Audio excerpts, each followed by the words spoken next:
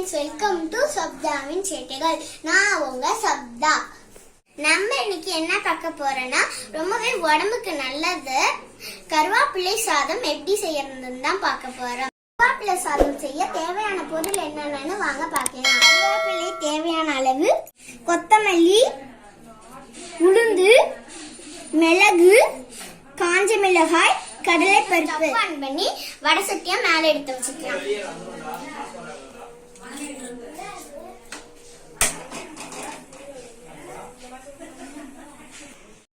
வடை சட்டி சூடாயிடுச்சு. ஒரு பொருளை ஆட் பண்ணிக்கலாம்.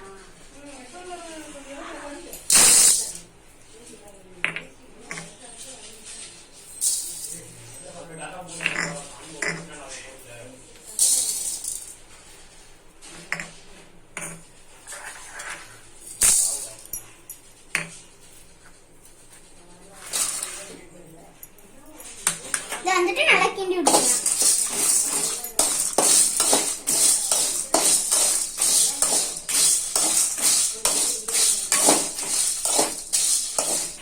இப்போ வந்துட்டு இதை நல்லா வறுத்தாச்சு. இதுவும் பொன்னிறமா வந்திருக்கு கலரு. வாசம் ரொம்ப சூப்பரா இருக்கு. இதை வேற ஒரு பாத்திரத்துல மாத்திக்கலாம். இப்போ வந்துட்டு கருவேப்பிலையை வறுத்துடலாம்.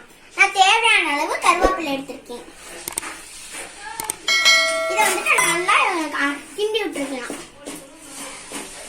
நல்லா வறுத்தாச்சு. இதை வேற பாத்திரத்துல மாத்தி வச்சுக்கலாம். நம்ம இது நல்லா ஆறிடுச்சு. இதை மிக்ஸி ஜார்ல போட்டு நம்ம அரைச்சி எடுத்துக்கலாம்.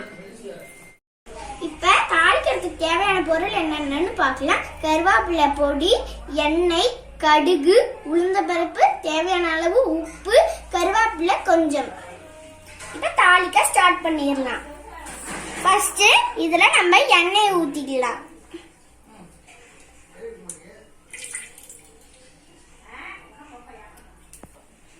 இப்ப எண்ணெய் நல்லா காஞ்சிருச்சு. இதுல கடுகு ஆட் பண்ணிடலாம். இது வந்துட்டு கடுகு ஆட் பண்ணியாச்சு. இப்ப கடுகு பொரிஞ்சிருச்சு. உளுந்த பருப்பு, கடலை பருப்பு ஆட் பண்ணிக்கலாம். இப்ப வந்துட்டு இது நல்லா சமைச்சிருச்சு. இதுல கருவேப்பிலை ஆட் பண்ணிக்கலாம். வந்துட்டு இதை நல்லா கிண்டி விட்டுக்கலாம். இப்ப கருவேப்பிலை பொடியா ஆட் பண்ணிக்கலாம். இதுல